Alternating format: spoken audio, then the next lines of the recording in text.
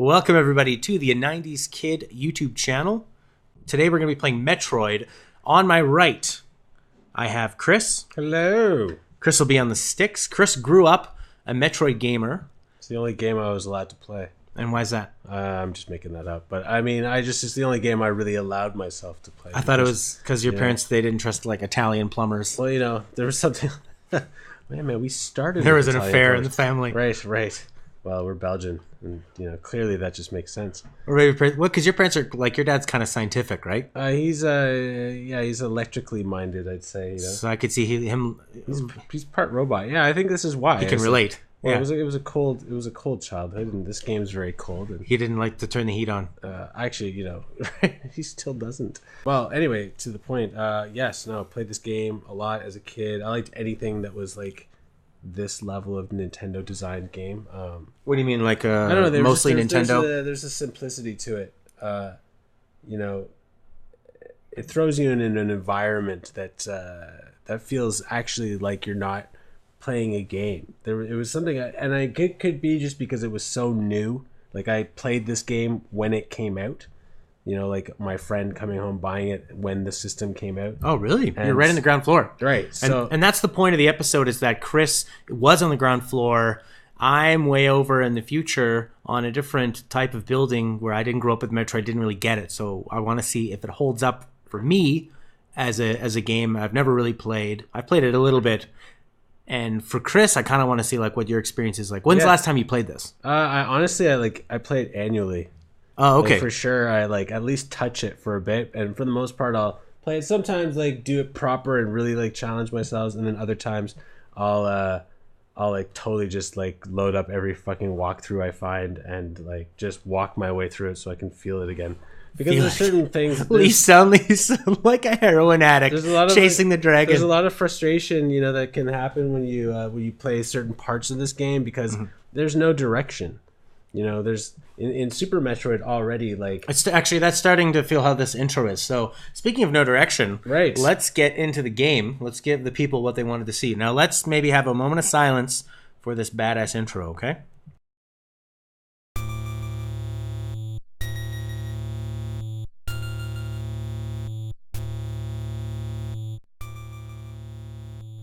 All right, I think that's long enough. That's good.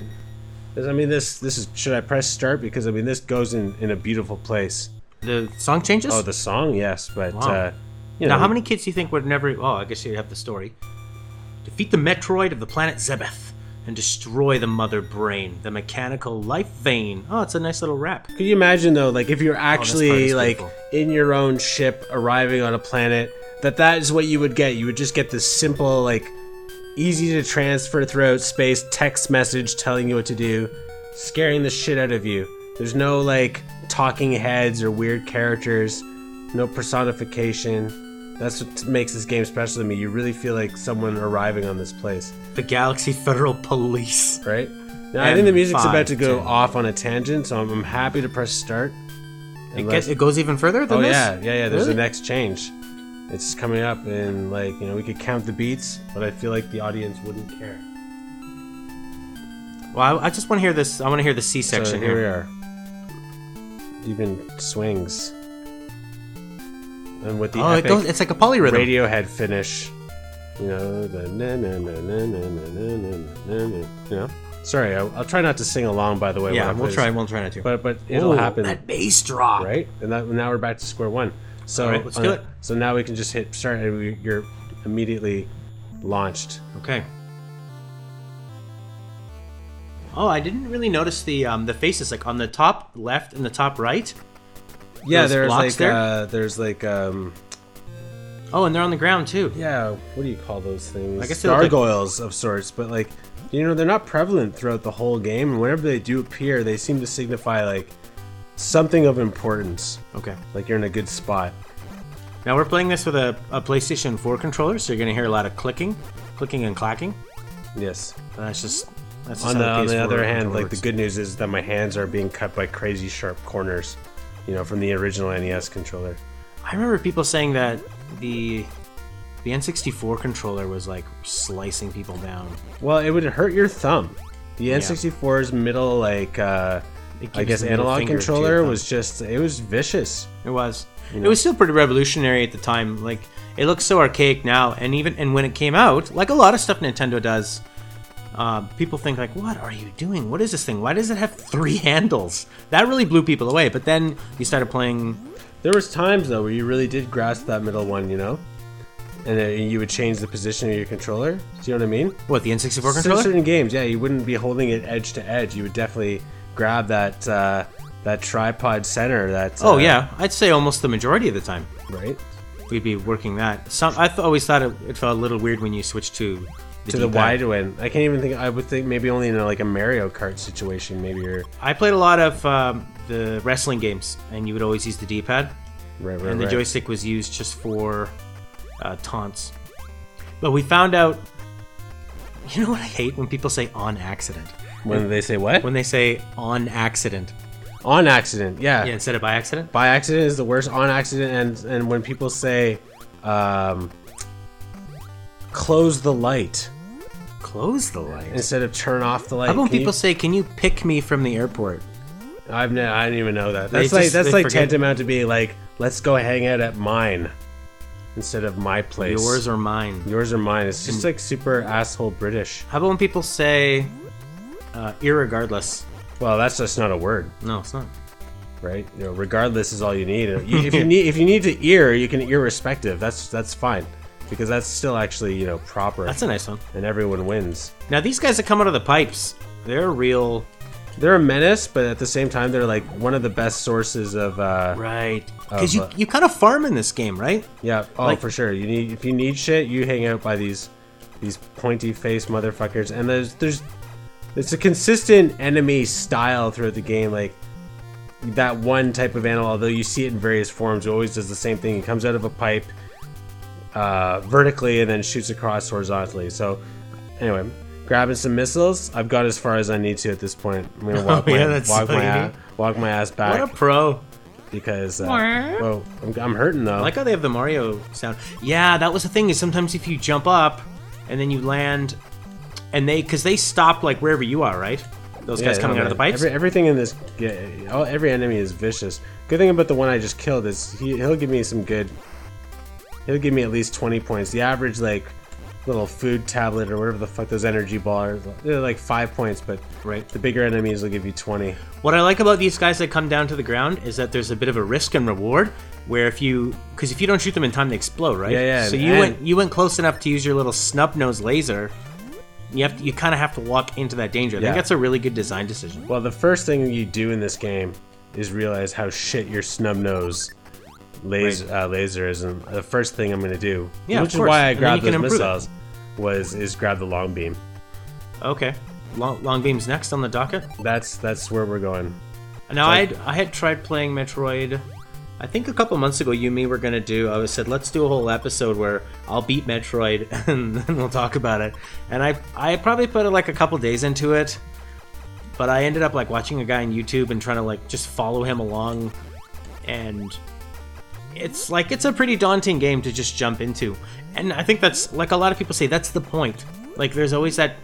Right. I mean, my daunting first experience of this game was being 6 years old. Oh my God. And play, and at the same, and I couldn't finish it then. I had friends who could. They were just, I guess, smarter. I don't know. Yeah. But were they 6 as well? Yeah. They were the same age. Yeah, but they own they own the system. I didn't own Metroid as a little kid. But see, it has to be something you have at home that you're playing every day. And I was borrowing. I actually saved up the money to buy Metroid.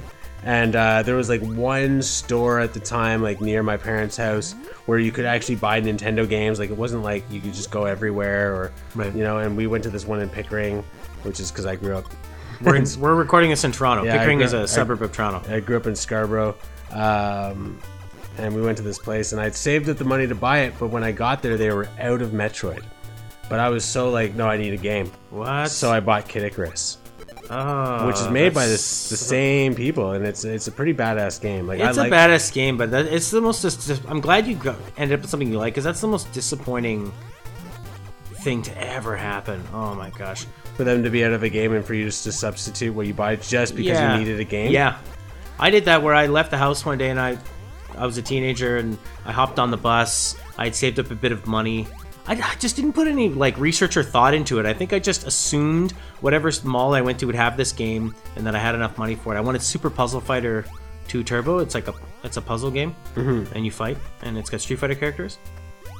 Here we go. The unlocking the first door, the missiles.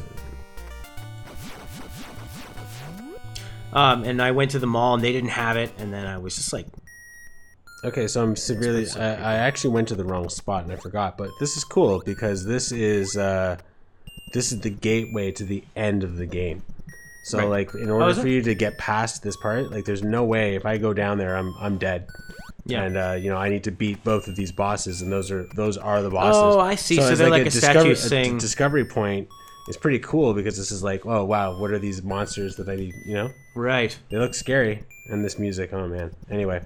So now I just need to get more missiles, and that's no problem, because someone will deliver here. Now that's a great... You know, I don't know if you've played Demon Souls or Dark Souls or Bloodborne or any of those ones. I played Bloodborne with you. Right, that's right. Yeah, we played it on Halloween. And that guy, Miyazaki, he's a real master of level design in a way that kind of reminds me of this, where like, if that's the entrance to the final boss, and that's like pretty much where you start off in the game. Now, he does the same thing where wherever you go, say you take a shortcut, he'll find a way to make that shortcut kind of like loop around rather than just kind of hitting a dead end and having to backtrack. Right. And when you are about maybe 3/4 of the way through a level, he'll always include a shortcut back to the start of that level because it's you have a hub and then you warp to these different spots. So he kind of makes it that because you have to backtrack a lot, he's always working on ways to... He's always including ways to kind of make backtracking a little easier. He's just like, it's like very well thought out, and I just think that that's so cool that in a game this old that they would think of something like that. This is probably the first game that had something like that, where here's where the boss is right away, and you have to go and try to find your way into it. I mean, really, what was before this game? Even when Mario first came out, just the idea of having those levels that tied together, those different 8 worlds, that felt like a grand adventure, like a story. Mm-hmm. Zelda really blew everything away. 100%. But what do you know which one came out first? The first Zelda or this? This was 1986. I think Zelda came out before Metroid. Okay. I'm pretty sure that Metroid came out in 87, and that I could be wrong, gamers. You're all gonna murder me, but yeah, I think it was 86. And I think that Zelda was 86, and Mario was like 85 or something, right? Like when the Nintendo first came out. So, and then there was Gyromite. That was some fun. This is like a very fucking petrifying moment. I have almost no power and some serious beasts after me. You got missiles. But I don't want to lose the missiles. I need them to open the door. Yes. I'll be fine. As you notice, I did not get hurt. Not even scratched. While maintaining a conversation. Right. That was the hardest part. Excellent job. And oh, don't waste it on that guy. No, I realized. So now I've rectified my pain because here's my long beam. And later in Super Metroid, what was dope is that these little weird like alien dudes that hold your weaponry sometimes come to life and kick the shit out of you. In Super Metroid? Yeah. I played a bit of Super Metroid too. I thought it was the intro was pretty exhilarating. I feel like I'm allowed to... Because in that one, that has like the countdown timer, right? Where you have to escape? Yeah, basically they put you back into the end of this game, and they repeat something that you have to do, which is to climb up there before the place explodes. That happens at the end of this game. So it's almost like a repetition of the end of this game with a slight twist. It's not quite the same map. Okay. So they change up the... Oh yeah, they definitely... I mean, they made it cool. I mean, Super Metroid came out late in the game, I think, for Super NES. Did it? Yeah, it was one of those ones because... 94, 95? Which is like, it's unbelievable to me that I didn't even really know that it existed. Not even you. Not even me. So I think I just quick saved my life. Now we are playing this on an emulator. We have the copy, of course. We both have a copy of this game, of course. Oh man. But it's just easier to broadcast this stuff. Yeah. With an emulator. It's just a million times easier. And I feel pretty good because I'm using these D-pads, which is like Super Nintendo. Not Super Nintendo, but Super as in very Nintendo. Oh, yeah. In my mind, it is anyway. So let me think here. I think I need to go this way. Oh, I was gonna say how you were mentioning that this came out at the end of the life cycle. I always find that really interesting. Games that come out right near the end of a console's. Oh, pushing it, Chris. Games that come out right at the end of a cycle because, for one, developers have been developing for that console long enough that they've been able to really unlock the power of it. Yeah. I mean, if you look at Super Mario 3 compared to Super Mario 1. Oh my goodness. I mean, they look like they're on different systems. Yeah, they do. And I mean, look at like Super Mario World compared to, Donkey Kong Country. Right. Games that came out really late. The But Donkey Kong Country is amazing. Oh, yeah, it really is. I mean, it like really blew away with it. Kind of like really separated what they were doing from Genesis. I mean, Genesis tried with like Vectorman and Comic Zone, which were actually pretty games and stuff, but they just didn't really have the game design to hold up. But anyways, another great thing about that, other than just having the technology, is that sometimes they're really forgotten. Right. Like Zelda Majora's Mask. Ocarina of Time is such a watershed moment for people when Zelda stepped into 3D, and it was just a huge title for the N64. I mean, just about everybody going to N64 played Mario and played that game, if they played anything. Right. But Majora's Mask kind of snuck in. It had a very... oh my god. What a close call. It's important to get out of these. I find the heart monitor reassuring sometimes. Still alive. Slightly elevated. Yeah, it just makes me feel like it's okay. Whoa. These always creep me out. They look like a little bit like angry lettuce. Like your mom trying to force feed you vegetables? Right, something like that. So this guy's... Oh, he's gonna... Oh, I love that they would come through the doors, too. That's the scariest shit to happen in this game. So far, in our case of does it hold up or not, I think it does. Yeah, I mean, there's a lot of action. I'm able to dodge shit and do things that feel like... I'm still getting a lot of fun out of the controller. I don't feel like I'm... You know what it is? It's dynamic, too. It's like when you jump, there's different levels. I hate games where like you hit the jump button and there's no like I can jump short or I can jump higher if I want to, And then do the forward flip. Or just jump and press forward. Which becomes a really powerful because you don't attack. always want to do that flip. Right. Right? The flip is good later, too, when you get like the various suit and you get the... oh shit, what's it called? The thing that kills people when you spin. Yeah, spin the jump. Spin attack. That's when you finally get that. I actually have played a little bit more of this than I thought, actually, because I've gotten to the spin jump part. But I mean, with a walkthrough, it doesn't take long to get to that stuff. Right. But when you get that spin jump and you start going through all those guys that were giving you trouble before, that's the greatest feeling. Oh my god, definitely one of the. Because you don't now. It's just jump right at me, man. So for anyone who's wondering where I'm going right now, I'm one of the most crucial and amazing things about this game is the fact that you could have this morph ball and roll. But that the morph ball has its own weaponry. The bomb. So I'm about to pick up the bomb. A bomb. Much better health now. Oh, I like how you know what? I gotta say, on an actual Nintendo controller, yeah, that might have been slightly harder to have like actually had that battle between me and the to get the. Oh no! You know what? I'm still sucking. What, to get this guy? Well, to get him, he's good. He takes a lot of shots with your normal shitty like. Yeah. Normal standard weaponry. Oh, I see. You got your 5 missiles. Yeah, I mean, those little Nintendo controllers, they definitely were a real cut above anything before them. I had a ColecoVision. I never knew what the number pad was for. But it was there. It was there. Atari Jaguar brought that back. Remember when they had their 64-bit that was a system I've never actually seen in person. There was a computer store right where my mom would go grocery shopping, and they always had a Jaguar up when I was really that age. And I would play Alien vs Predator, and it actually was kind of powerful. It just quickly got really blown away by like PlayStation and N64 because it had better titles, but it really felt like you were playing a computer. And they had a lot of very computer-centric titles, like they had a first-person shooter, Alien vs. Predator. Oh, okay. And I think you could control the different... Wow, that must have come out late, because... Oh, no, they made the Jaguar movie on was the like... game. It came out in the mid-90s, early 90s? What, the movie? No, the movie came out 2000s. There was a series of books, though. So they had a universe. Graphic novels or something. No, actual novels. I used to read them. They were great. They were like really serious. They really took being the Predator very seriously. and they have their own language, obviously. But they took like the whole honor thing, and they made them into these like total badass, honorable samurai type race.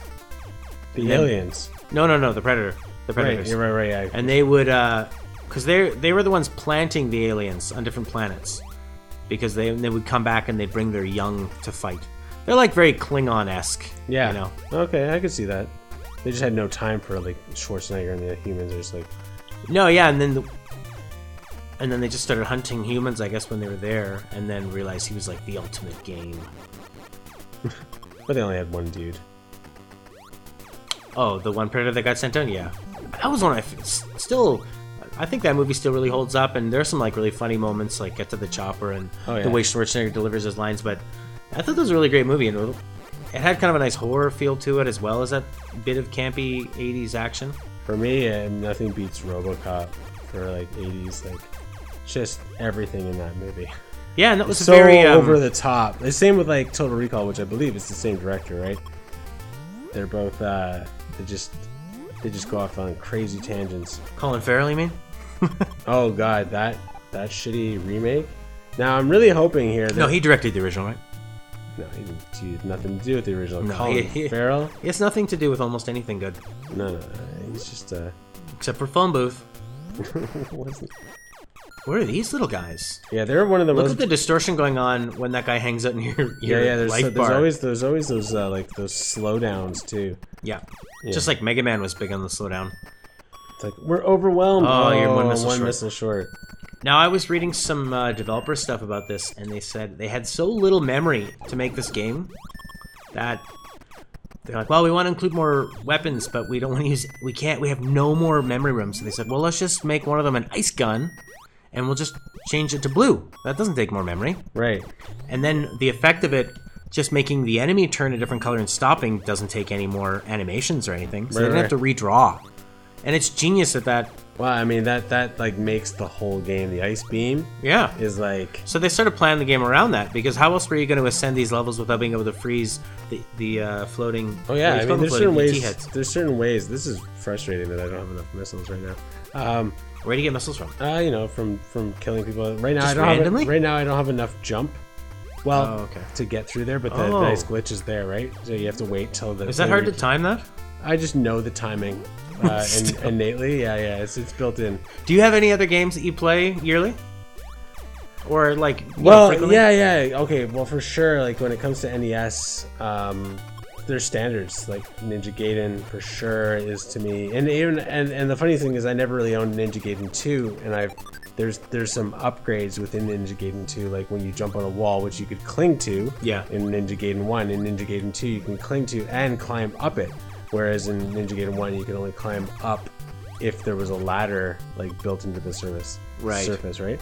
And Ninja Gaiden 2 nowhere near as good as Ninja Gaiden 1. In my opinion, there's just something. They always had the perfect ingredients. The early Nintendo games. I think it's. Now it seems like it's almost the opposite, where usually the sequel ends up being a little bit better, because there's so much risk coming to making a video game, and the huge amount of, like, 18 people made Final Fantasy VI. Wow. Called Final Fantasy 3 here, and that's a massive game too. And then, the N64 era, PlayStation 1 era was like teams of 50, and then it went to 100 for the next generation, and then 150, and like 200, and now it's like upwards of 300 people are making a game, and they're making less money on them now, because games are actually quite cheap. Because do you remember how much you paid for Nintendo games, like 8-bit Nintendo games? Yeah, it was more. It's just as expensive it is now, and if you account for inflation, like holy fuck. Man, so I was paying like 80. I think I paid $80 for Kid Icarus, and as like a kid in grade 1, you imagine the amount of saving I had to do with whatever. I was helping my brother deliver newspapers, probably giving me like $1 a month. I don't know, and some birthdays in the mix. I think my brother and I actually pulled together to buy that game. So. I think pooling together to get a game makes sense, because you only have so much time you can really spend with it, and you can also play it together too. Oh man, yeah. Well, there's a few. The other one for Nintendo that I love that I don't play annually because you really need it on the. It was just such a tough fucking game. Is Iron Sword. I don't even know that. Iron Sword is. I believe, the sequel to Wizards and Warriors. Oh, okay. And it's more involved. It's to me one of my favorite games. The cover art featured Fabio. No way. As the main character holding a sword. So it was like the first, like, probably potentially one of the earliest games to use a celebrity in their, like, marketing. You know, if you think about a Nintendo game and, like, how that felt, and, like, now how video games are, like, marketed with, like, you know, they use big names like that. Anna Kendricks is in the Star Wars one. Right, yeah, and, like, Clash of Clans has, like, Kate Upton, I believe. Oh my god. Right? They make her look so awful in that. It's like they've never seen a girl before. Yeah, like, well, it's that's hurting her brand. Every time I see those commercials, I'm like, man, they make her look like a bag of potatoes. It's the fantasy genre. It's just the guys who like the typical shit, you know? That's who they go after.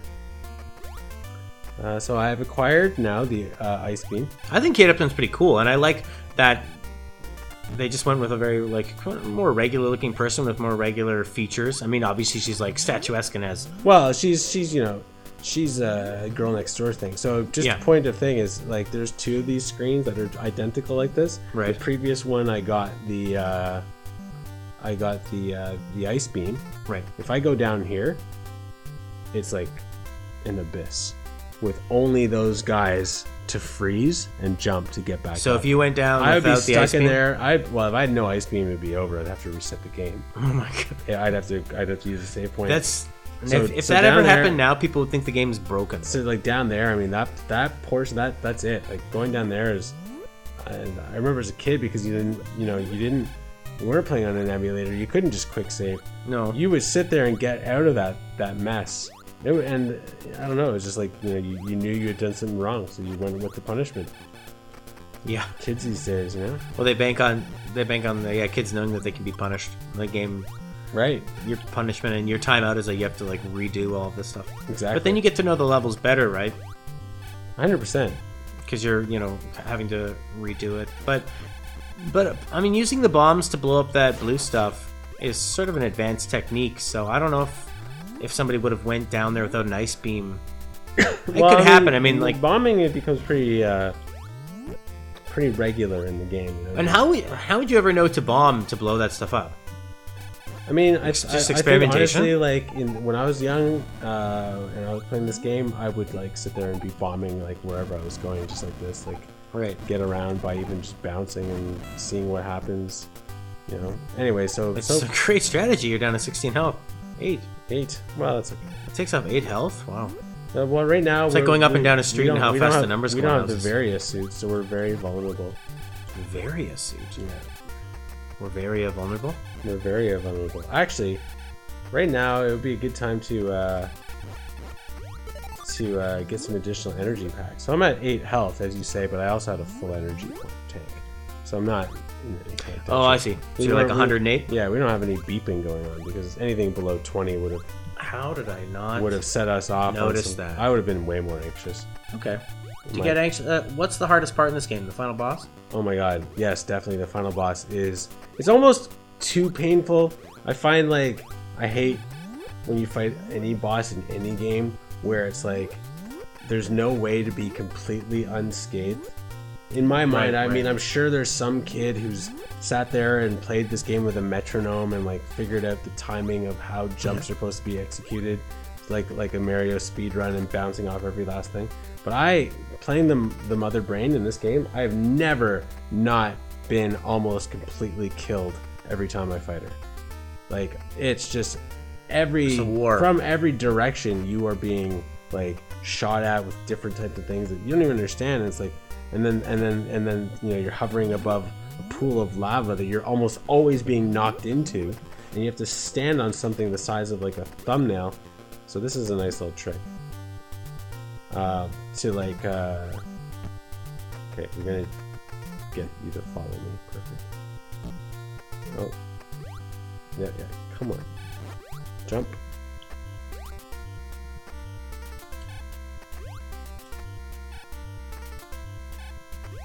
Whoa. Oh, yes. So otherwise I would have needed the high jump to do that, and I still think I would have required freezing him But that's a nice way to get that extra energy tank early in the game. Wow. So now I feel a bit more comfortable at 283. The thing about that is though, like, you know, generally I find when I was a kid, you would fight your way to get to a boss, and by the time you reached him, you would be out of energy. Right. But then, you know, they always had one of those places, almost, I think before both bosses, you encounter a room where there's one of those enemies that come up from the ground and then vertically and then shoot across horizontally. Okay. And then they continue on. And you just sit there. Farming tank. You sit there and farm, you know, 5 points at a time until you filled up all your energy tanks. I've spent, and then of course they build into the game where it's like they know you're trying to get it. So like 10 enemies in a row will like not give you any kind of power up. It's like a lot of time they just built all these sort of random things in this game. That's when you know you're playing a great game, when those little details come in, when it's just like those tiny things you appreciate. And you get it, because we're trying to figure out the system, and when you're gaming the system for them to kind of call you on it and make that happen. They do that in those Demon Souls, Dark Souls, Bloodborne too, where because you farm health from guys. Right. Well, no, you farm resources that you spend on weapons and leveling up. Right.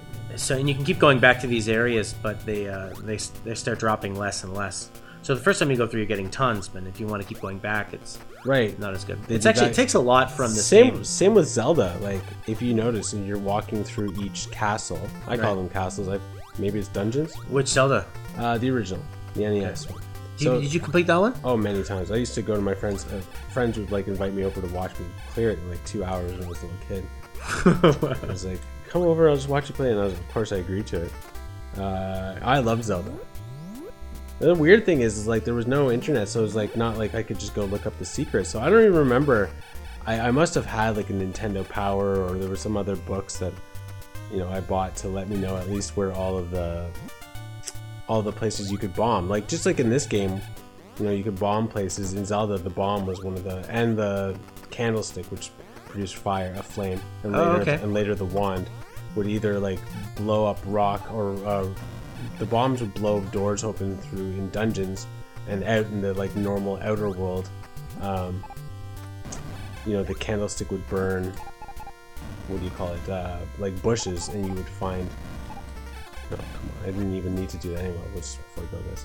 So right now, everything that I've been doing is this game has the potential, I think, to like make you go into some of the harder worlds and then backtrack to get certain power-ups later in the game.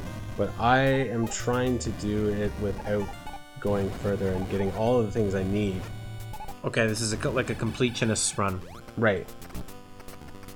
Of Metroid. Because like right now, where I'm going, there's 2 things in this area of value to me, and one of them is an energy tank, and the other, and which I'll get first, and the other is the Varia suit, which when you're in Norfair, which is like the lava level leading to Ridley, you know, you fall in the lava a lot, and the Varia suit against enemies and lava and everything, it just protects you.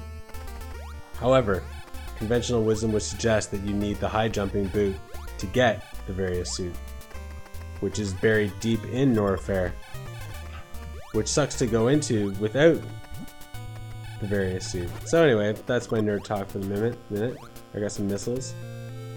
Well, we are playing Metroid. We are playing Metroid. I think it's okay to be nerdy about Metroid. Yeah, it's always okay to be nerdy. All right. It really is. I've always thought that that's the big difference between a nerd and a geek, whereas a nerd is a bit like you're a regular person that can nerd out on a particular subject. Right. Like anyone can nerd out on something.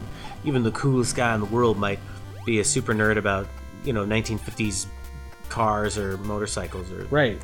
As long as you're not a spaz. Guns. But then there's geeks.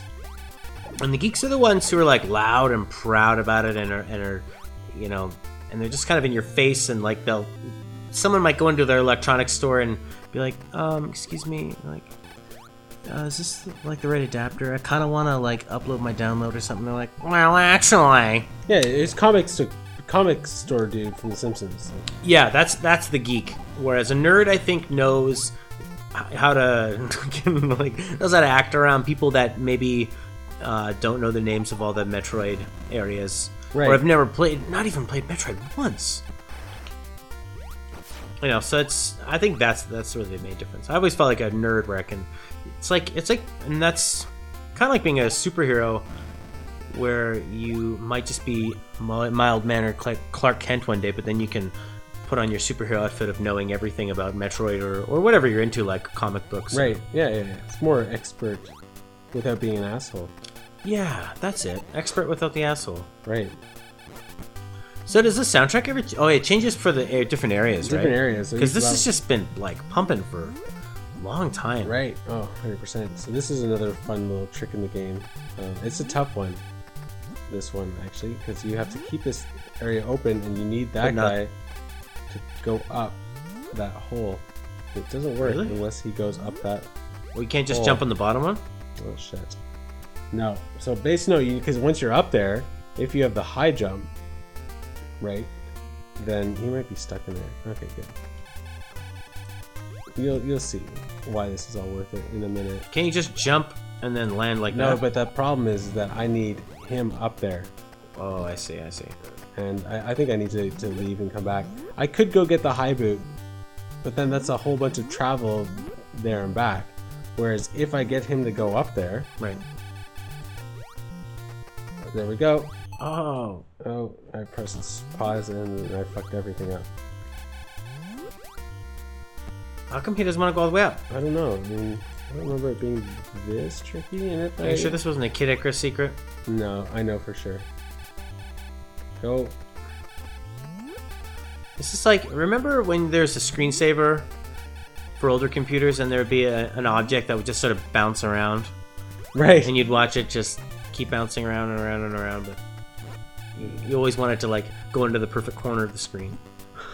Yeah. Actually, they did that on an episode of the American version of The Office, where they're watching one of Michael's speeches, watching and like waiting for it, and it keeps getting really close, and they're reacting to that, but he thinks they're reacting to his speech. Right. And then he finishes, and it goes into the corner, and they all cheer, and he's like so happy. I like what he did. I mean, the British Office I think is better. It's like it's a classic show. It's just it really set a tone for how sitcoms were changing and comedy was changing, and like Ricky Gervais just captured being around awkward people that are your boss, that you have to sort of smile and nod. Whereas Steve Carell took it, I mean, he's a comic genius, but he took it in a way different direction, where it was more, he was the star of the show rather than the kind of people around him. Right, he was more like, he was actually like, even though he's annoying, he was like still entertaining, even if he was your boss. 100%. So, did I shoot him too high? Yeah. I did! And the frustrating thing is, I think I could probably only shoot him once more before he blows up. Oh, wow. You can only take so much. Right, so this is the challenging way. Did I do it again? I did. I get a running start. If he keeps on thawing, he'll blow up? Well, I could shoot him again, and I think he'll blow up.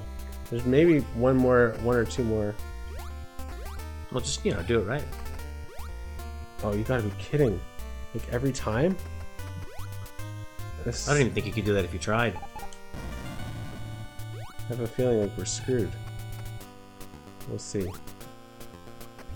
He doesn't need to be that high, and that's the worst part. You can't even get close to that. You're just trying to get up to there? Yeah, but you can't reach it without this jump point. No! Oh my. Why don't you wait till you sway closer over on that side, like right now? Yeah, you got. I mean, you can jump and shoot horizontal, right? Yeah, I can. Like, just do that. Perfect. So, sometimes you just need a voice of reason or someone who's never played the game to, put my uncle is really into construction. He's like a real manly dude. He rides a huge motorcycle, and he lives up on a mountain on a house that he built out of wood. And he has a tree right in the middle of his house that he built a staircase around. Like, he's just an insane builder and like a real manly man. Huge mustache, if I didn't already mention that. And he was building a deck for my grandmother, and it was rotting out, and he brought like the men of the family together to build it. And I was there also, but they didn't really not being a man of the family. Yeah, there it's like, oh, Matt's the musician nerd guy. So I was kind of like, hey, you need any help there, Uncle Jack? And they're like, making me pick up some stuff. I still wanted to help out. And there was a problem. You're on plaster dry duty. Yeah. You're watching the the equivalent of like giving a controller that's not plugged into a little kid. And right. Like, yeah, you're playing too. We used to give her a controller too and play. It was torture. But it looks like the Xbox symbol. And I became pink.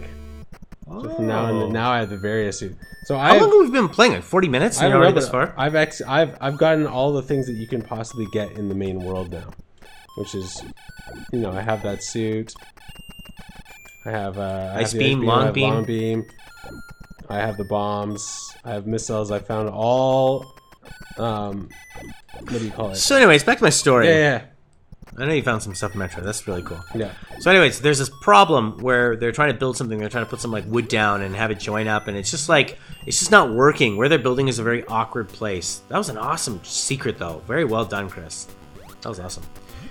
And I made a suggestion like, well, why don't you just do it like this? And not being a construction guy, that to them it was like ludicrous. Like, right. Yeah, sure, Matt, we'll do that.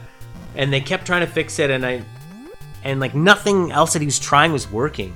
And then I noticed half an hour later he was like very silently doing what I'm like, oh, he's taking my advice, but he didn't say anything. And I went over, I'm like, what are you doing there, Uncle Jack? He's just like, shut up. I don't know why it worked. It's a fluke. But sometimes the point is like, I've heard someone else say, another construction guy, he's like, you gotta have somebody at the job site that's lazy and smart, because they will find a way to do something that's just way faster. Always. Outside of the box. Well, because there's the thing about lazy people is generally they don't have patience. And they're creative. Right? And they're creative because they want to do things with the least amount of effort as possible, which is fair. I mean, that's kind of what evolution is. I always like falling along the side, even if it means I'm getting hurt. Why, you don't want to fall in the middle? Just because it's faster? Well, I mean, I could sit there and pick up, I guess, I could shoot all these guys on my way down. It's not like you're going to lose ammo. But I figure I can get to the next part of the level. I have enough energy packs to get me there. Yeah. So I'm okay. There's a lot of... Hey, in Zelda, you don't level up in the original Zelda, right? Level up. You get hearts, right? But does anything else increase? It's not like an RPG where you get like level 32. Oh no, yeah, you don't become any. It's more about like just hearts. What the thing that you have, and you have your energy tank. There's no hearts. It's a very in the original Zelda. Oh, Zelda. Yeah, Zelda. Yeah, Zelda. It's just hearts. The only thing though that would like ostensibly level you up are your swords. Right. Okay, so you have like the. You like games where you level up? The word sword. I mean, I like them in concept. I wish that it wasn't like such a celebrated moment. Like it was just like, it's just your things get harder and you get better weaponry or you build. But I always find it when it's with you don't celebrate when it gets harder. I just find when it's RPGs like well, oh yeah, it's such a normal occurrence. I think conceptually it sounds stupid. If you were gonna say to someone like, yeah, I'm just gonna grind around and the first elevator sequence. Ding. Actually, it probably makes... No, I can get the high jump. And a bunch of energy tanks. So I'm going to go into Norfair now, but I'm not going to, like, push through it. So that's why I'm not going to go... Norfair does not sound very alien to me. It sounds like a place where you'd have a medieval fair. Right. Come to Norfair. Hear ye, hear ye. Well, no talk of Metroids here. I mean, Zebes is the planet, but then the areas are strange since there's, like, Norfair... Man, you've got like a sniper rifle on there. This is a nice change after all that like heroic, bustling music. This is feels like real underground chill out music. Yeah, this level has possibly my favorite music in the game, but it doesn't. This is for me. I really love this song, but I definitely like the music that you hear on the way to Kraid, and I can't remember what the hell his world is called. I'm sure that if you reach into my pocket, you'll find that it's loaded on my cell phone. I did have the. Not gonna reach in your pocket. It's actually not in there. I just wanted you to reach in. And not actually because of, I'm afraid to reach into your pocket or anything. I would trust getting something in your pocket, and I would trust you to get something out of my pocket. It's more that just we have a microphone set up, and I don't want to jostle around and bump it. Right. I don't like bad audio sounds. I'm very, very audioly sensitive. Like traffic, street noise, really annoys me. Random noises. Right. It's very disruptive. The worst is if I'm sitting and playing guitar, I'm listening to music, and sometimes I'll like listen to podcasts when I'm just playing guitar. And then if music comes on at the same time, or like two songs at once, it drives me crazy. Two songs at once is not good. My least favorite thing is when you get into someone's car and they're playing a song that you can sort of hear. Yeah. Like, wait, like why do you have the radio at that volume? Like, what kind of volume is that? Just listening to music, man. I love music. You know, at this volume. To me, it's unacceptable. There's a few things if I go this way, but I think that my objective actually was to get the high jump, and then I'm gonna go to Kraid's world because he's an easier boss. Oh, we're gonna get to see a boss? Relatively soon. I have to get to him, but first, how long do you think it would take you to get to the boss? I think maybe we'll call that the end of the first episode. Okay, well let's go get the high jump, which I'm pretty sure I'm getting right now. Whoa! Evil seahorses. Yeah, those things are fucking insane. But they only shoot one. Will he turn around and shoot at you? Yeah, but the thing is, like, when they really get you, and this is perfect because here's my high jump. Those are big boots. Yeah, I know they're bigger than like half your torso. But now, I mean, it's pretty exceptional. Yeah, I've got some really good jumping ability. I think that big jump actually hindered you there and caused you to get hit. These things are mental. The big jump works better when you don't do the roll jump with it. Okay. Oh my god. Yeah, when you're trying to get out of the sand, they're pretty brutal. But the nice thing is now that I have the Varia suit. Yeah. Right, like my damage that I incur, like while falling into the lava or whatever the yellow version of lava is, which I think is just like really hot sand. Which oddly enough in Kid Icarus, the same texture that they use graphically is the healing spa. So like in this game, it's like you're falling in lava, but in Kid Icarus, it's like it helps you. I had Kid Icarus as a kid. I was same company, I think, designed it. Like I think it's Nintendo. Maybe. Well, it's Nintendo, yeah, but maybe like the same team. Same team, yeah. I think they used a lot of the same stuff. It looks the same. I mean, of course they all sound the same because they're using that kind of hardware.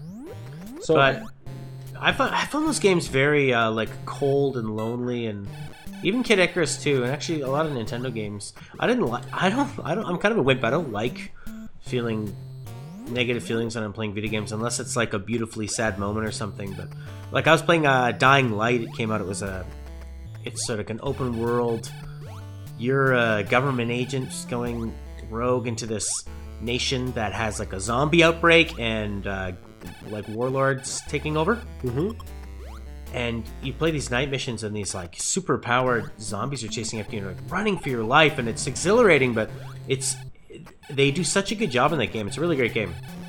But I didn't like feeling like that. So you get that feeling when you play this type of game. Yeah, and that's what always turned me off when I tried to play Metroid, and Kid Icarus, was that I didn't like the feeling of it. It was like, oh, it's so dark and spooky. That's what I like about them, and I go back to them because to me they're the ones that really feel like you're doing something outer worldly. Like you're not playing a game. There's not a whole bunch of like in my mind, the way they've ruined Zelda is by adding in like these goofy characters who are talking to you while you're playing, as opposed to like, no, there was just like a wizard who said what he needed to say, and if you shot at him, he fucking shot fireballs at you. He was willing to give you advice and help you out, but if you ever did anything wrong, whereas in the newer versions, it's like they turned it into some hokey Saturday morning cartoon that was like, I just don't care as much, because when the story is overtold, I don't feel like you're playing you're not the character anymore. Sure, you're an observer. You're observing, or you're controlling a robot. Absolutely. Right? Whereas in this or in like those other games, I felt like I was there. This drops me into an alien world. It's like, wow, That's, I just played the Witcher 3. It was a big title that came out. at the beginning of 2015, made by a Polish team, and they'd made 2 of them before, obviously, because it's Witcher 3. But this was their first one on console. And actually, the reason the other versions didn't get a console release was that this Polish team ported it out to a French studio to develop the console port. And the Polish guy was talking about it. He's like, I went over to the French studio, and these guys were coming in at 10 o'clock, and they were leaving at 4, and they drank espresso half the day.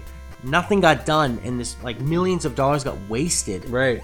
Because these guys are in Poland. They're like fighting, not fighting anymore, but they're working their tails off 12 to 14 hours a day. Like the video game crunch that happens at the end of making a video game, the Polish people were fine with. Like this was their ticket out to be something bigger than what they had dealt with. Like a lot of oppression in Poland, obviously. Right. But what was I saying? Well, you're talking about. Oh yeah. Anyways, so Witcher 3 came out, and The Witcher is like uses a lot of this old European lore of like monsters and witches and stuff like that, and it's like action and a bit of magic. They do an incredible job of storytelling. The way the cinematics are told, the in-game cinematics. It's not like some games where they just kind of leave a camera on the head and let them talk, right? And they just stand there awkwardly. It's like framed well, very very mature tonally. A lot of, like swearing and mature content. A lot of gray area to it I like. But the problem I have with it, and that reminded me of what you were saying, is that, I had the controller and I pressed buttons, but I didn't need to be there. Right. Because you'd sit down and they would, one scene, for example, this girl is trying to examine a dead body. And they give you 4 options. They're like head, stomach, arms, legs. And all you do is you click head, and she says, "Oh, things happen to the head. This is why." And then you click arms. Ooh, claw marks on the arms. I guess and it's like, why do I have to even press these buttons? Needless interaction. I'm not putting that together, listening to it, and then solving a puzzle. Yeah. And the same thing would happen with conversations, where they give you these options, and I'm just going through them all. It's like I don't need to be here. I don't need to be doing this. And I miss that, like, where Metroid would force you to... I say miss, I didn't even play Metroid when I was growing up. But I just miss games that make you explore. Like Fallout 4, I just grabbed. And one of the first sequences, you stumble across a gas station, and by perusing through the gas station leftover clues and discovering the story of the people that were there before this nuclear war... You take those clues, and then you find another secret that you didn't ever have to go to. Mm-hmm. And that's what Metroid is all about. Like, you finding that energy cell and all this extra stuff. Whoa, this is a totally different area. This is my favorite song in the game. I actually, when we have a chance, I will play my remix. We'll put that at the end of the episode. If you want. Can we get the rights? I don't know. Can we? I was kidding. You made it. Well, I made it by remixing this song that I turned into a dance beat, and it's a pretty cool one. I always thought, but this is to me the best. Oh man, I'm gonna. This is a great one. I haven't died yet in the game, by the way. How did you make a song in 3/4 dancey as a waltz? Oh man, you can always turn a waltz into dance. You'll see. Wow, I'm hurting. Look at these bumblebees. This is a hard part. Why do they live in fire? I'm not in fire. I'm in like vomit. I'm pretty sure. Why do they just float around in bile? They're like maggots, pussy maggots. Oh, I like this part. Yeah. With that low bass. I know. The bass part's there. That's actually the one part of the song I didn't sample. Really? Oh my gosh. I don't think I would have noticed that playing on a TV in 1986. I don't think it would have had. I don't know. Well, I remember when my parents got the 32-inch screen TV when I was in grade 5 in 1992. That's like a TV for a dorm room now. Right. That's a TV for your fucking washroom at this point. Yeah. Ow. So if I go down here, I will. Oh no, I'm not where I thought I was. Maybe there's secrets up here. I don't, these guys always reminded me of Cookie Monster. Yeah, absolutely. Right? You've never played Castlevania Symphony of the Night? No, that's a later. We'll do a version of that, and maybe I could play that, or you could play that, because it's like, have you heard the term Metroidvania? the way they describe a lot of games is because Castlevania Symphony of the Night kind of took a lot of this and expanded on it. But it's Symphony of the Night came out on the PlayStation when 3D was in vogue. Everybody wanted everything to be 3D, and they made it 2D. Beautiful hand-drawn and animated sprites. Like they don't make sprites like that anymore. If they ever make the Castlevania games, they do it like a pseudo 2.5D because it's cheaper. It's cheaper to make a polygonal model that you can put in different situations rather than hand drawing all this stuff.